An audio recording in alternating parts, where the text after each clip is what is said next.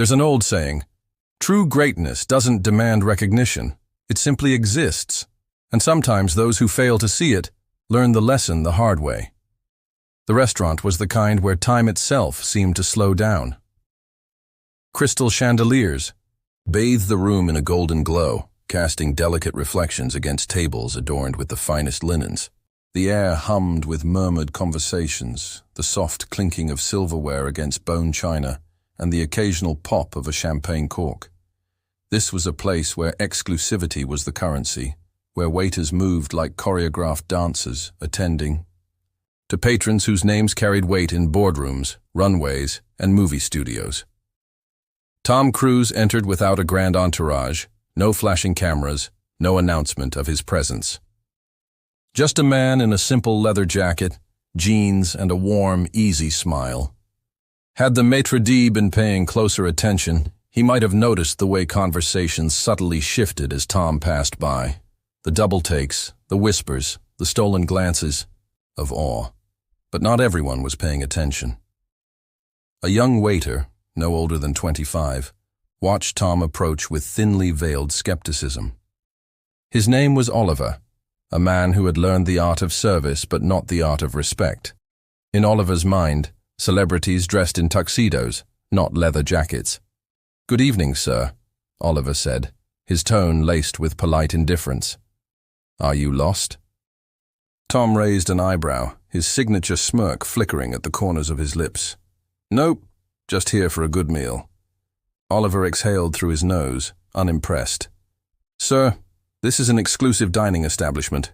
We cater to a certain clientele." He gestured toward the finely dressed patrons, as if their presence alone justified his attitude. "Perhaps you'd be more comfortable at one of the casual spots down the street?" Silence. A few heads turned. A low murmur rippled through the air. Tom's expression remained unreadable, his eyes assessing Oliver with calm amusement. Had Oliver known better, he might have recognized that look. That was the look of a man who had spent decades proving people wrong. "You're right," Tom said finally, slipping his hands into his pockets. "I don't look the part, do I?" Oliver folded his arms. "I just think our tables are best reserved for serious guests." That did it. Before Oliver could process what was happening, the maitre d' rushed forward, his face pale as flour. "Mr. Cruise," he practically gasped, "my deepest apologies. Please, your usual table is ready." Oliver's eyes widened in horror. His usual table? The whispering grew louder.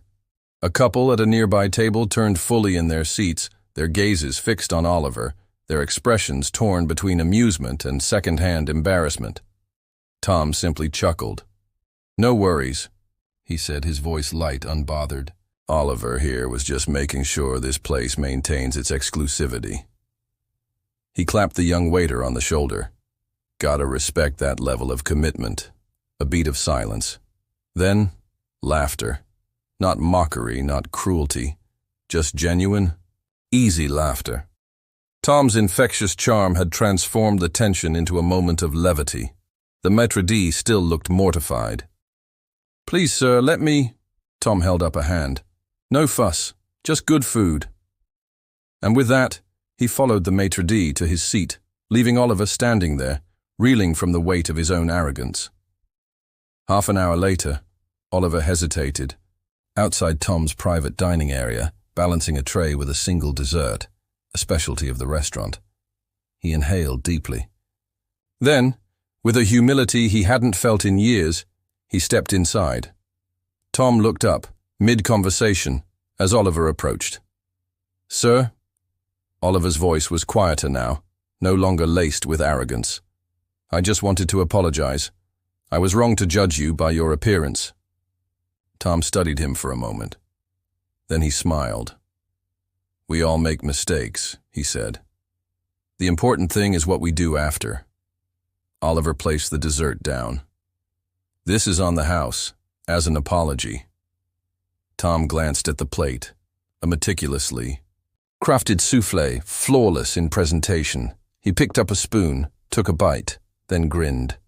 "Now this." He nodded approvingly. This is how you win someone over.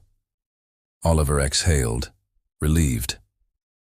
As he left the room, he couldn't shake the feeling that he'd just received the most important lesson of his career, one that no five-star restaurant could ever teach. The takeaway.